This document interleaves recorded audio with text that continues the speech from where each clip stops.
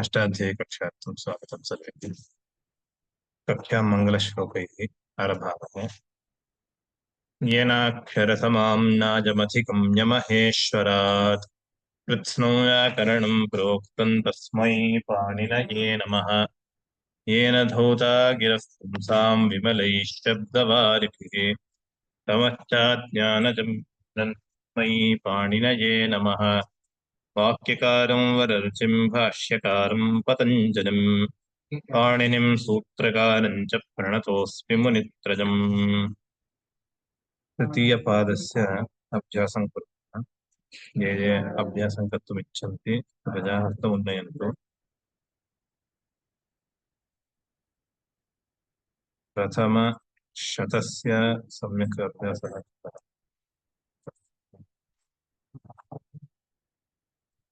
प्रथमशतसूत्राणाम् अभ्यासः कृतः। अतः एकोत्तरशततः अभ्यासं कुर्मः। Let us practice from 101. यः वक्तुम् इच्छति कृपया हस्तम् उन्नयन्तु। Those who would like to chant, kindly click on the raise hand button. सम्पूर्णं भगिनी। महोदय नमस्कारः महोदय। नमस्कारः। पठामि वा महोदय? अवश्यं पठतु। अन्येष्वपि दृश्यते निष्ठा सुयजो विर्णितं वर्णितं वर्णिप महोदय वर्णि सुयजोर् सुयजोर्डवनिप् जीर्यतेरतृन् छन्दसि लिट् लिटकान ज्वा क्व सुच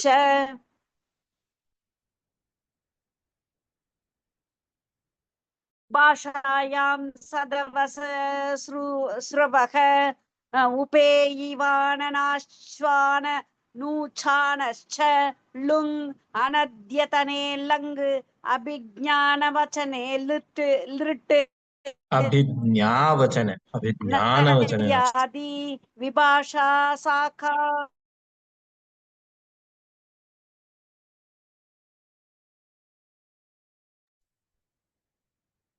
Am I audible? महोदय। श्यामला भगिनी नमस्ते महोदय। नमस्ते महोदय। कुतः? श्यामला भगिनी एकनिमिषम्। सम्पूर्णं भगिनी अस्ति वा? अस्मि महोदय। मध्ये किमपि कट् विभाषा साकाङ्के साकाङ्क्षे परोक्षे लिट् अशस्वतोर्लङ् च प्रश्ने च साचत्नकाले लट् स्मे अपरोक्षे च ननौ पृष्ठ प्रतिवचने नन्वोर्विभाषा महोदय क्षम्यतां ननौ पृष्ठ प्रतिवचने नन्वोर्विभाषा पुरीलु। धन्यवादः। श्यामला भगिनी नमस्ते महोदय। नन्वोर्विभाषा पुरीलुङ् चास्मे वर्तमाने लट् लटशत्रुशानश्च प्रथमा समानाधिकरणे संबोधने च लक्षणहेत्वोः क्रियायाः तौ सत् पुंयजोः शानन ताच्छील्यवयोर्वचन शक्तिषु चानश ताच्छील्यवयोवचन वयोर् इति नास्ति वयोवचन वयोवचन शक्तिषु चानश इंधार्योः शत्रकृच्छ्रिणी द्विषोर्मित्रे सुयो संयोगे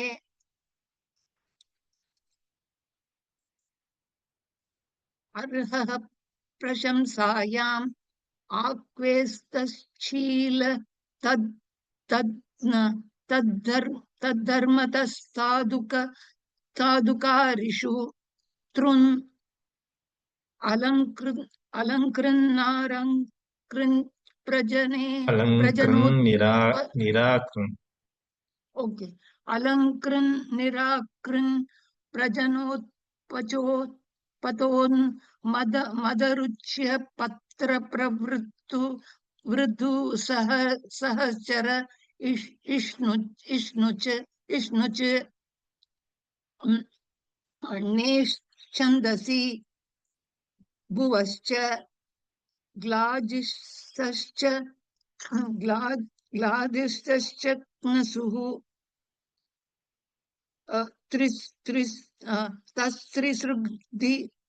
तस्त्रिसृग्धि दृशि क्षिपेः शमित्यष्टाभ्यो धिनुष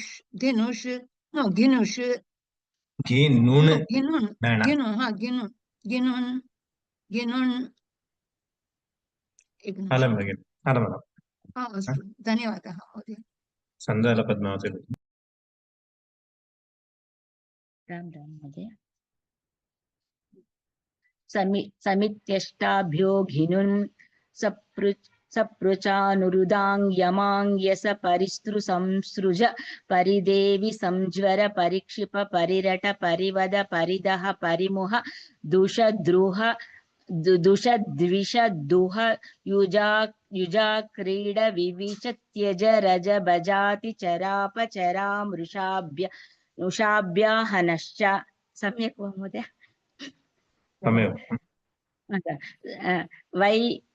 वै कशलस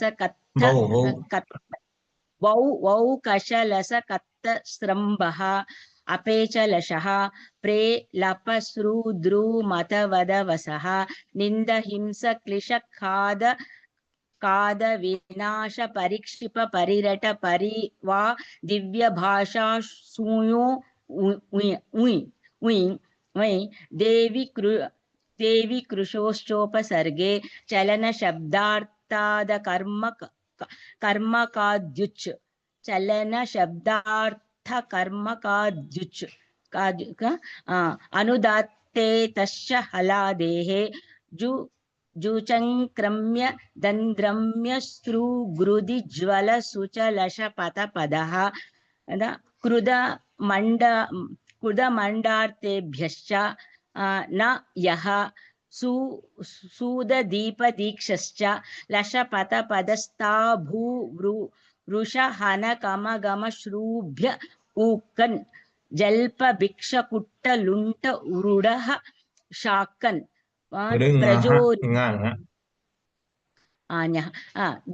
जल्पभिक्षकुट्टलण्ट ऋणः शाकन्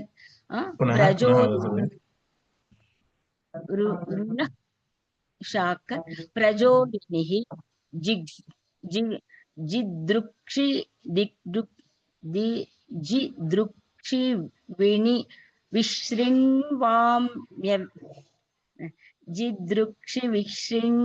विश्रिन्वमाव्यथाभ्यम परिभ्रू प्रसूभ्यश्च स्पृहि गृहि पतिदयि निद्रा तन्द्रा श्रद्धाभ्य आलुच् दादेर्सि शद सदोरुः सृगस्यादः मरच् भूय भासमिदो घुरच् विधि धन्यवाद नेक्स्ट श्रीरंजनी नमस्कारः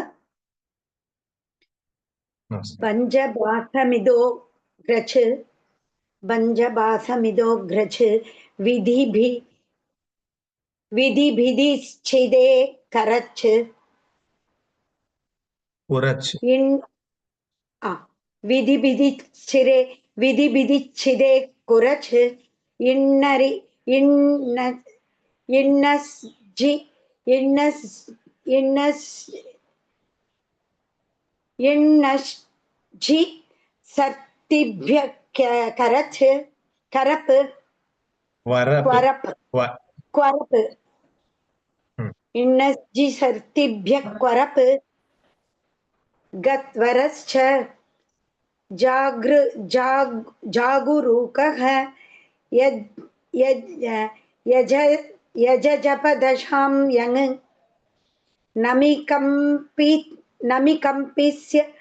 नमिकम्पिस्मि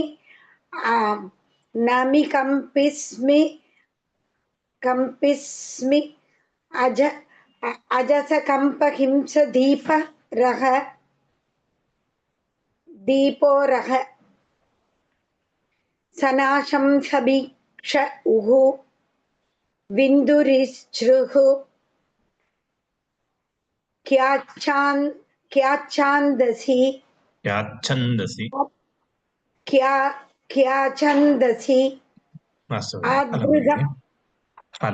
धन्यवादः। चित्रा भगिनी चित्राश्री नमस्कारः महोदय। 81तम सूत्र च किल एकसप्तत्युत्तर एकशततः 17 अस्तु महोदय। आदृगमहनजनः किकिनौ लिप्च स्वपितृशोर्नजिङ् श्रुवन्द्योरारुः बियः कृक्लुकनौ स्तेशबास पिसकसो वरच यश्च यङः ब्राजभास दुर्विद्युतोर्जिपृजुग्रावस्तुवः क्विप् अन्येभ्योऽपि दृश्यते भुवः संज्ञान्तरयोः विप्रसंभ्योऽड्वसंज्ञायां दः कर्मणिष्ट्रन् दाम्नीशस युयुज स्तुतुद सिसिच मिह पतदश नः करणे हलसूकरयोः भुवः अर्तिलूधूसूकनसहचर इत्रः पुवः संज्ञायां कर्तरि चर्षिदेवतयोः नीतस्तः मतिबुद्धिपूजार्तेभ्यश्च कर्मणि दिवापुः सर्वसत्सु बहुलमन्वेष्वपि नन्वोऽशमिति भञ्जभासदः कर्मण्यष्टौ इति पाणिनीयसूत्रपाठे तृतीयाध्याये द्वितीयः पादः। Accidentally, I think I clicked on the previous button twice, so it went to second pada. We wanted to revise the third pada. Kshamya for that. Now we will see the third pada. Sujata Bhagini.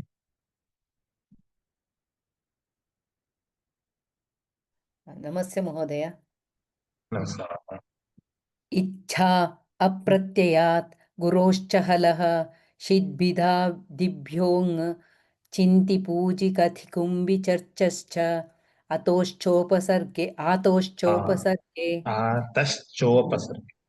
आतश्चोपसर्गे न्यासश्रन्थो युच रोगाख्यायाम्न्वल्बहुलम्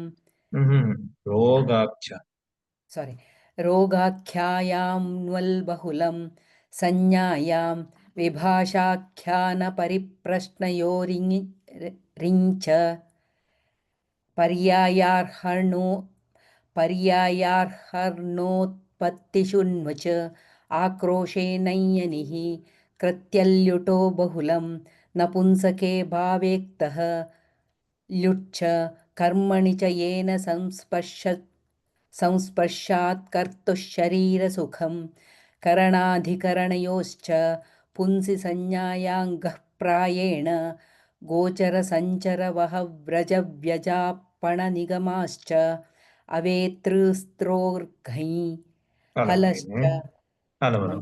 धन्यवाद। In the first 112th sutra, Akrosho, sorry, Akroshe Nangyanihi. There's a difference between the pronunciation of nya and ya. So it is not Nayanihi. There are Nang, no two yakaras. Nangyanihi. When you are Akroshe telling that Nang, nyakara, your tongue should touch the palate completely. While you are telling yakara, it slightly touches. It doesn't touch completely. So that is the difference. And nyakara is also pronounced with the nasal. So nangyanihi, nangyanihi, akroshe nangyanihi. Akroshe Nang Yanihi. So this point everyone should note. So many of us do this mistake. And keep that in mind. If you are not very sure of how to pronounce, listen to the audio, the website or in the product again and again. You'll get the clear differentiation between the pronunciation. Next, Subbarao Mahodaya. Namaskaram Mahodaya. From 120, yeah? 120. 121. 121. Okay, Mahodaya. Alascha Adhyayanya Yodhyavat Samhara Dharavayascha Udanko Nuduke Jalamanayaha Kane Ghacha Ishadussushu Kruchrardheshu Kal Kartrukarmanoscha Bhukriyoh Ato Yuchu Chandasi Gatyardhebhyaha Anyebhyopi Drishyate Vartamana Samipye Vartamana Vadva Ashamsayam Bhotavaccha Kshipravachane Lrutu Ashamsavachane Ling Nanadhyatanavat Kriya Prabandha Samipyayoh Bhavishyati Maryada Vachane Varasmin Kala Vibhage Chana Horatranam Parasmin Vibhasha Ling Nimitte Lrung Kriyati Pattau Bhute Cha Votapyoh Garhayam Ladapi Jatvoh Vibhasha Katami Lingcha Vibhasha Katami Lingcha Kim Rutte Ling Rutau. Okay.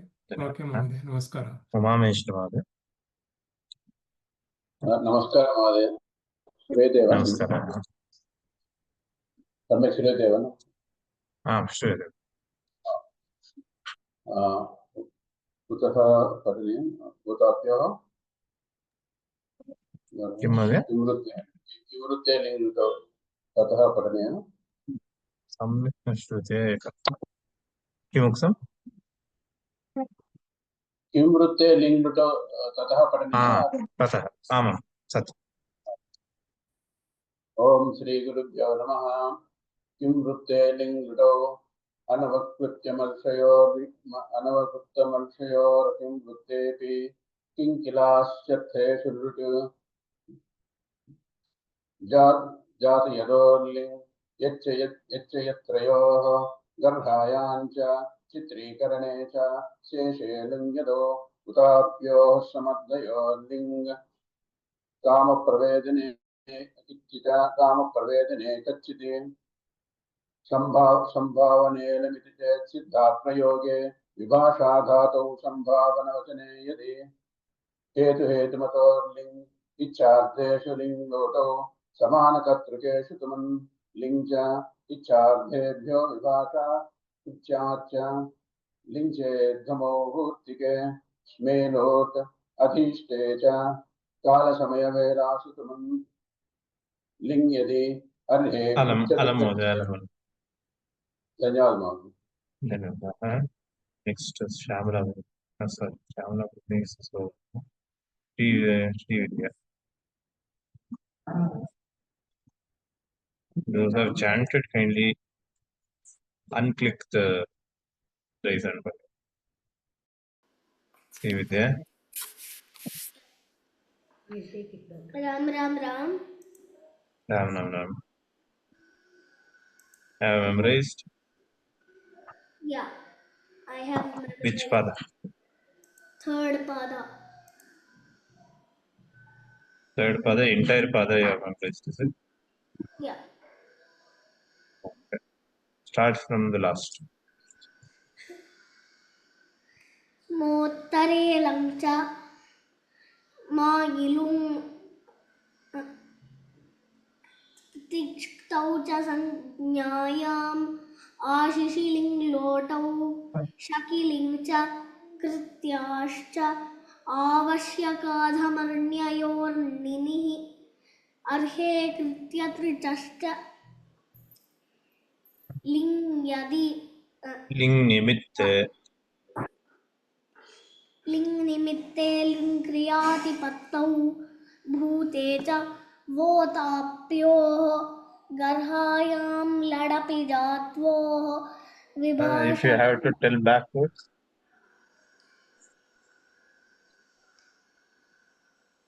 लिङ्निमित्ते लिङ्निमित्ते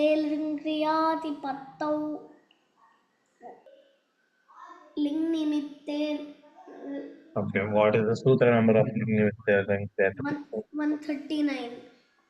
Which sutra is 138? परस्मिन् विभाषा कालविभागे जानहोरात्राणाम्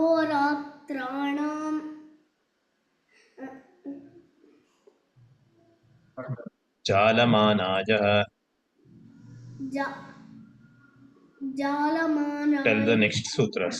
Next तनुघच ईषद्दुस्तुषु कृच्छ्रार्थेषु खल् कर्तृकर्मणोश्च भूकृञोः आतो युच् छन्दसि गत्यर्थेभ्यः अन्येभ्योऽपि दृश्यते वर्तमानसामीप्ये वर्तमानवद्वा संज्ञायां विभाषाख्यानपरिप्रश्नयोरिञ्च पर्यायार्थनोत्पत्तिषुण्वुच् आक्रोशेण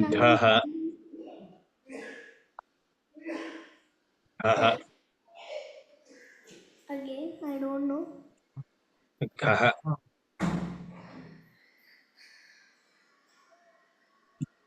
रौघः तरौघः उपघ्नाश्रये संघोद्घौ गणप्रशंसयोः निघो निमितं द्वितः क्रिः सम्मदौ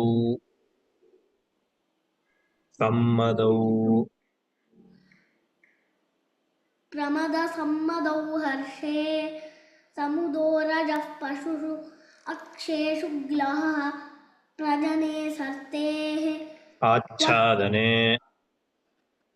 वृणोतेराच्छादने परौ भुवो वज्ञाने another parau परौघः another parau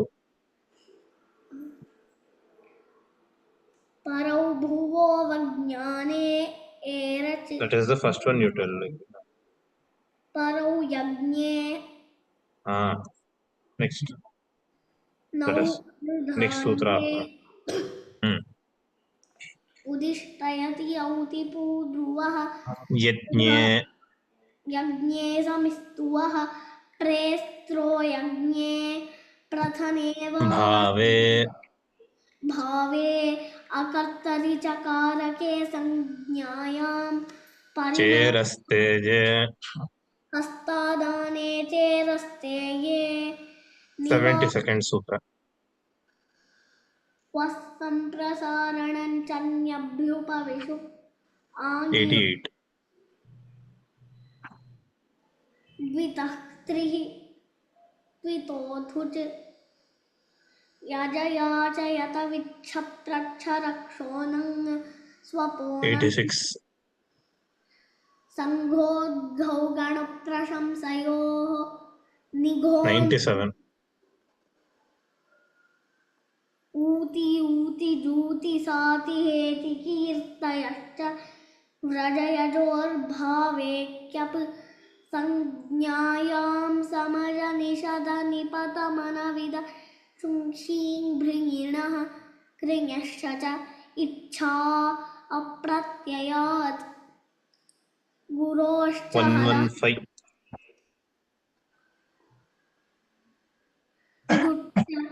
कर्मणि च येन संस्पर्शात् कर्तुः शरीरसुखं करणाधिकरणयोश्च पुंसि संज्ञायां 177.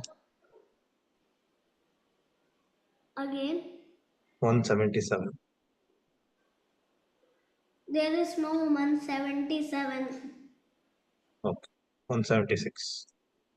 स्मोत्तरे लङ्च उणादय इङो निवासव्यधजपोरपघन इच्छाहलश्च बोधाप्योर्विधिः षोडश इति पाणिनीयसूत्रपाठे तृतीयाध्याये तृतीयः पादः.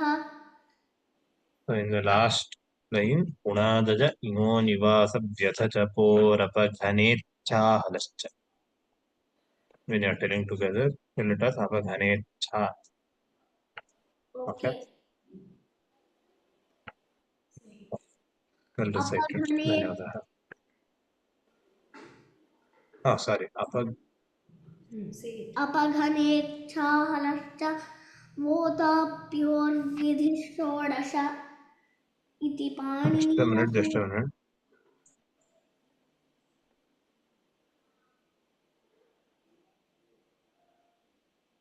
Apaghana Icha. Okay. Apaghana Icha is right. Okay. You are right. Ram. Dhanyawadaha. Ram Ram. Ram.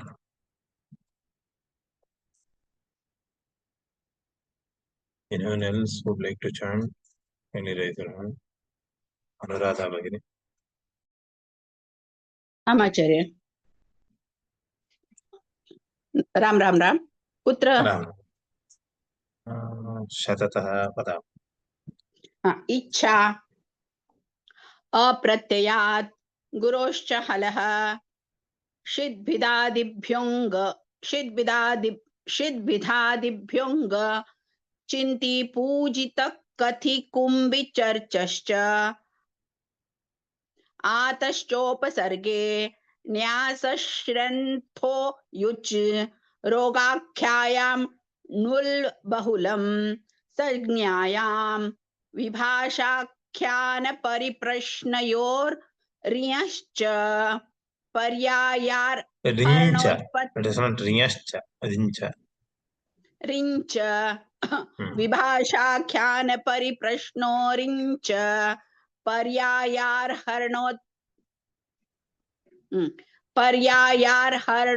हरणोपपत्तिषु नुच् नुच् आक्रोशे नय्यनि.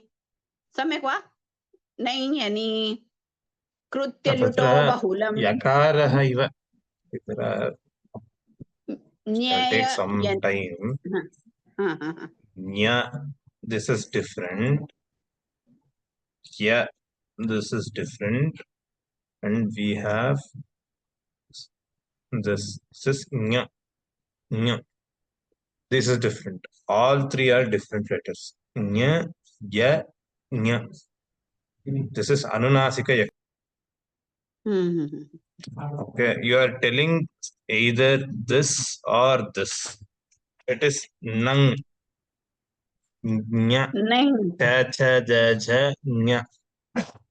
Cha cha cha ja ja nya nyayani. सम्यक् वा? It is not proper. See, how you should pronounce this. The tongue should touch the palate completely. Say, when you are telling cha, cha, cha, ja, the penultimate part of the tongue touches the palate. Cha, cha, ja, ja, nya. न्ययनी सम्यक् आक्रोशे नयनी नयनी यनिः कृत्यलुटो बहुलं नपुंसके भावे क्तः ल्युट् च कर्मणि च येन संस्पर्शात् कर्तुः शरीरसुखं कर्णाधिकरणयोश्च पुंसि संज्ञायां घः प्रायेण screen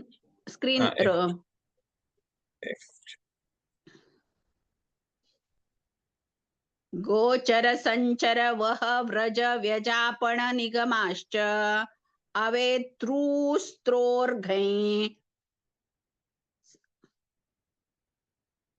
स्थाप्यामि वा इतोपि 20 सूत्राणि वदति अन्यः कोऽपि हस्तं न उन्नयति अवे त्रुयोङ्घै हलश्च त्रूस्त्रोर्घै त्रू इस् दीर्घ अस्ति त्रूस्त्रोर्घै हलश्च संहाराधारावायाश्च उदकोन्नुदके जालमानायः खनोघ च ईषदुस्सुषु कृच्छार्थेषु खल् कर्तृकर्मणोश्च भूकृयोः आतो युच् छन्दसि गत्यर्थेभ्यः अन्येभ्योऽपि दृश्यते वर्तमान सामीप्ये वर्तमानवद्वा आशंसायां भूतवच्च क्षिप्रवचने लृट् आशंसावचने लिङ् नानद्यतनवत् क्रिया प्रबन्ध सामीप्ययोः भविष्यति मर्यादावचने वरस्मिन् कालविभागे होरात्राणां परस्मिन् विभाषा लिङ् निमित्ते लृङ् क्रियातिपत्तौ भूते च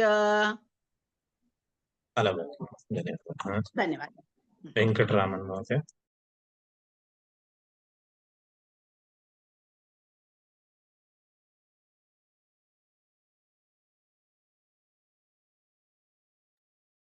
वेंकटरामन महोदय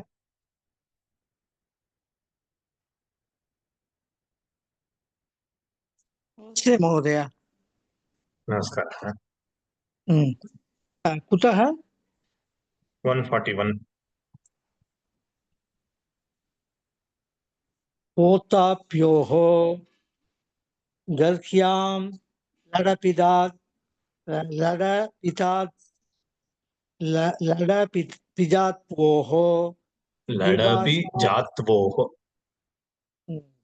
गर्ह्यां लडपिजात्वोः विभाषा कथमपि लिङ् च किं वृते लिङ् लुटौ किं वृत्ते लिङ् लुटौ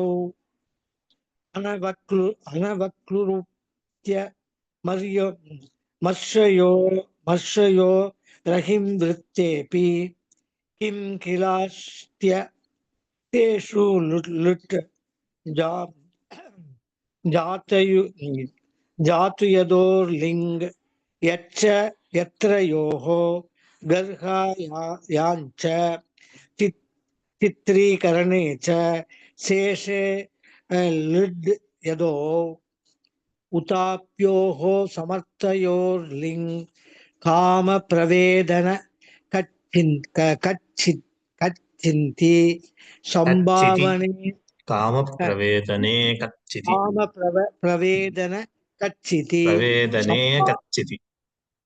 कामप्रवेदन कच्चिति संभावने लिमिति चेत्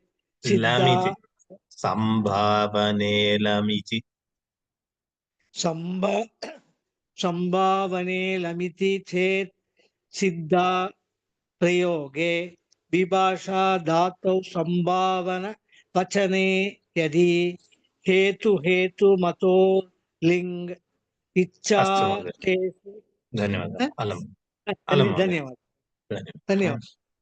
भवानी भगिनी हरि ओम् भवानी सुब्रह्मण्यम् आम् आम्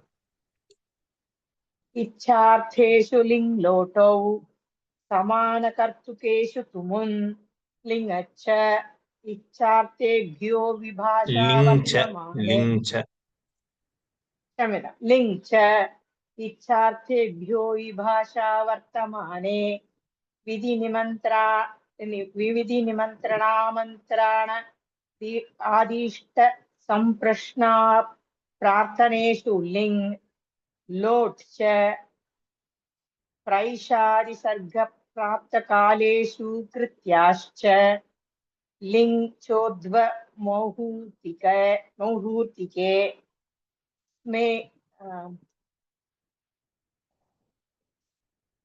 स्मे लोट् अदिष्टे च कालसमयवेलासु तुमुन् लिङ् यदि अर्हे कृत्यतृश्च एकनिमिषम् अर्हे कृत्यतृश्च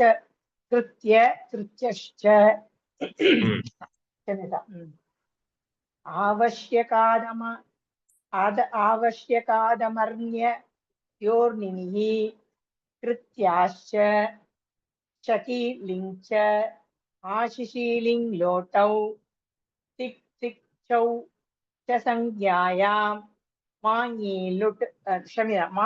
लुङ् स्मोत्थरे लञ्च उणादये इङो निवास व्यदजपोर् अपघन इच्छा इत क्षम्यताम् उणादय इङो निवास व्यदजपोर् अपघन इच्छा हलश्च वोथाप्योर्विधिः षोडश इति पाणिनीयसूत्रपाठे तृतीयाध्याये तृतीयपादः। धन्यवादः महोदय। Now start with the पाठ lesson of Puspara. अथ पाणिनीयसूत्रपाठे तृतीयाध्याये चतुर्थः पादः। अथ पाणिनीयसूत्रपाठे तृतीयाध्याये चतुर्थः पादः। अथ पाणिनीयसूत्रपाठे तृतीयाध्याये चतुर्थः पादः। धातुसम्बन्धे प्रत्ययाः। धातुसम्बन्धे प्रत्ययाः। धातुसम्बन्धे प्रत्ययाः। क्रियासमभिहारे लोट् लोटौ हिस्वौ वाच तद्धमोः। क्रियासमभिहारे लोट् लोटो हिस्वौ वाच तद्धमोः। क्रियासमभिहारे लोट् लोटो हिस्वौ वाच तद्धमोः। समुच्चयेऽन्यतरस्याम्। समुच्चयेऽन्यतरस्याम् यथा विध्यनुप्रयोगः पूर्वस्मिन्। यथा विध्यनुप्रयोगः पूर्वस्मिन्। यथा विध्यनुप्रयोगः पूर्वस्मिन्। समुच्चये सामान्यवचनस्य। समुच्चये सामान्यवचनस्य। समुच्चये सामान्यवचनस्य। छन्दसि लुङ् लङ् लिटः। छन्दसि लुङ् लङ् लिटः। छन्दसि लुङ् लङ् लिटः। लिङर्थे लेट्। लिङर्थे लेट्। लिङर्थे लेट्। उपसंवादाशङ्कयोश्च। उपसंवादाशङ्कयोश्च। उपसंवादाशङ्कयोश्च।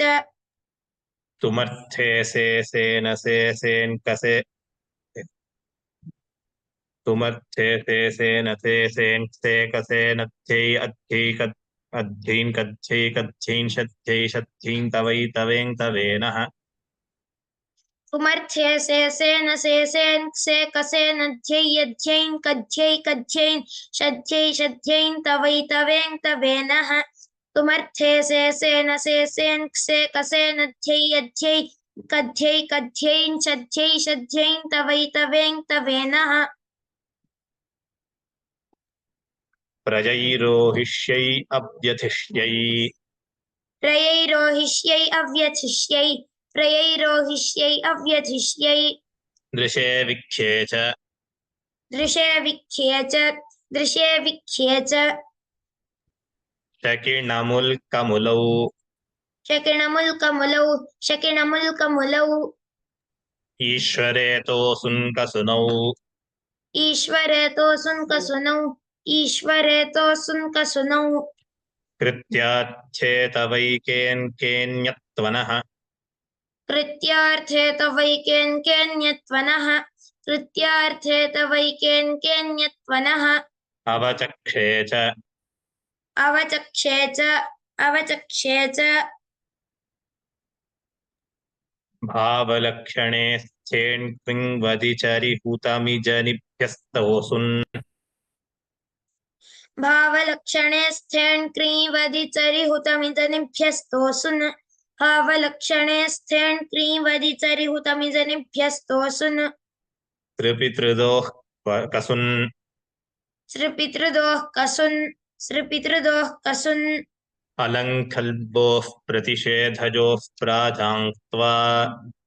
अलङ्खल्बोः प्रतिषेधयोः प्राजाङ्क्त्वा अलङ्खल्वोः प्रतिषेधयोः प्राचाङ्क्त्वा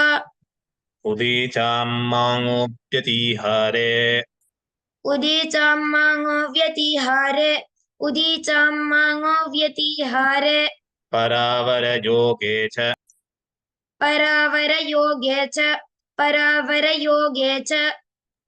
समानकर्तृकयोः पूर्वकाले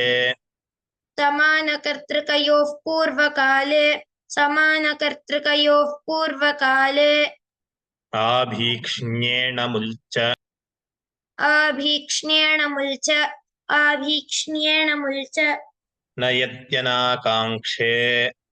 न यद्यनाकाङ्क्षे न यद्यनाकाङ्क्षे विभाषाग्रे प्रथमपूर्वेषु कर्मण्याक्रोशे क्रियः खमुन् कर्मण्याक्रोशे क्रियः खमुञ् स्वादुमिणमुल् अन्यथैवं कथमित्थं सुसिद्धा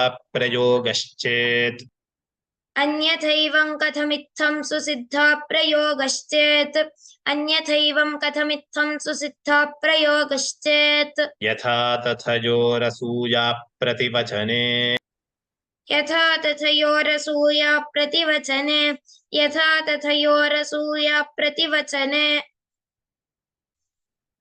कर्मणि दृशिविदोः साकल्ये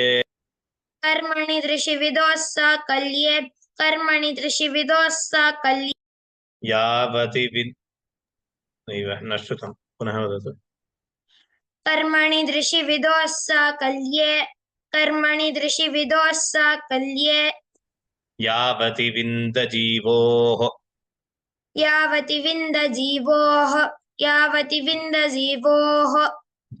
चर्मोदरयोः पूरेः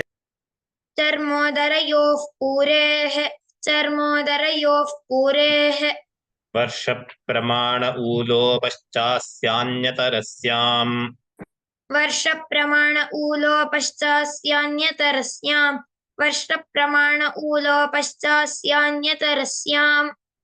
चेलेक्नोपेः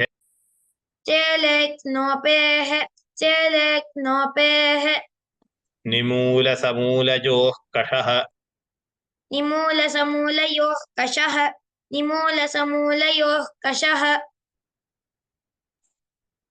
शुष्कचूर्णरूक्षेषु पिशः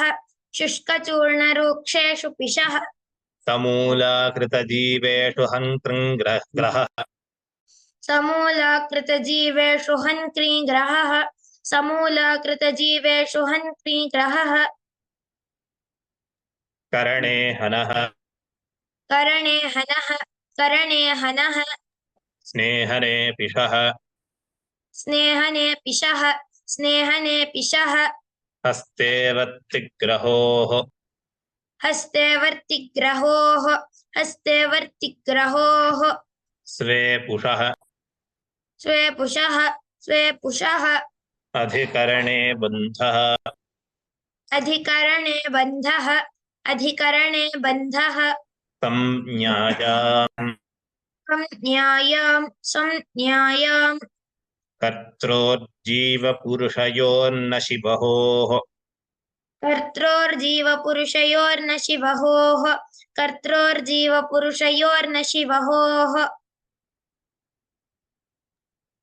ऊर्ध्वेषु शिपूरोः ऊर्ध्वेषु शिपूरोः ऊर्ध्वेषु शिपूरोः उपमाने कर्मणि च उपमाने कर्मणि च उपमाने कर्मणि च कषादिषु यथा विध्यनुप्रयोगः कषादिषु यथा विध्यनुप्रयोगः कषादिषु यथा विध्यनुप्रयोगः उपदंशस्तृतीयाजाम् उपदंशस्तृतीयायाम् हिंसार्थानां च समानकर्मकाणाम् हिंसार्थानां च समानकर्मकाणाम् हिंसार्थानां च समानकर्मकाणाम् सप्तम्याञ्चोपपीडरुधकर्षः सप्तम्याञ्चोपपीडरुधकर्षः सप्तम्याञ्चोपपीडरुधकर्षः तमासक्तौ तमासक्तौ समासक्तौ प्रमाणे च प्रमाणे च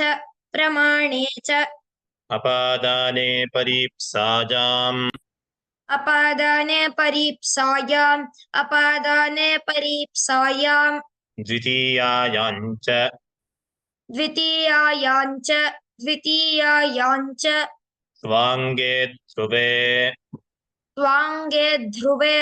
स्वाङ्गे ध्रुवे परिक्लिश्यमाने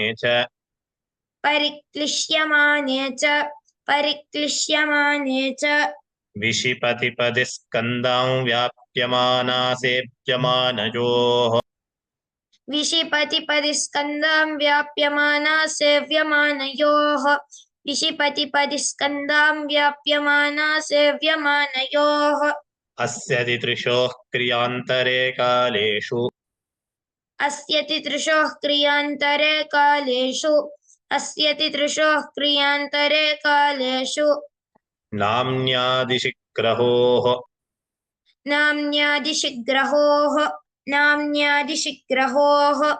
अव्यजे यथाभिप्रेताख्याने क्रियः स्वाणमुलौ अव्यये यथाभिप्रेताख्याने क्रियः स्वाणमुलौ अव्यये यथाभिप्रेताख्याने क्रियः स्वाणमुलौ तिर्यच्यपवर्गे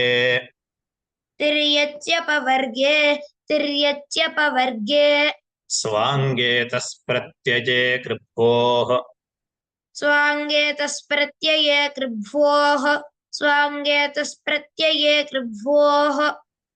एतेन कक्ष्यां समापयामः.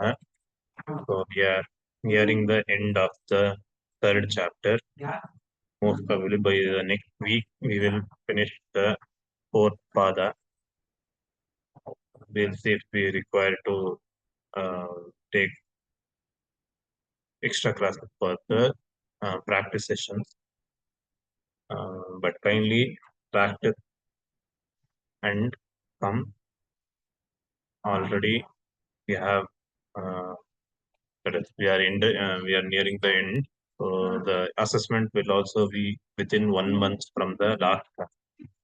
So kindly prepare well for the assessment. As usual, there will be 2 kinds of assessments: the Parayana assessment and the memorization Parayana assessment. So kindly practice well and take part in whatever is convenient for you. एतेन समापयामः। धन्यवादाः। येनाक्षरसमां नागमधिगम्य महेश्वरात् कृत्स्नं व्याकरणं प्रोक्तं तस्मै पाणिनये नमः। स्वस्ति प्रजाभ्यः परिपालयन्तां न्याय्येन मार्गेण महीं महीषाः। गोब्राह्मणेभ्यः शुभमस्तु नित्यं। लोकाः समस्ताः सुखिनो भवन्तु। सर्वेभ्यः धन्यवादाः।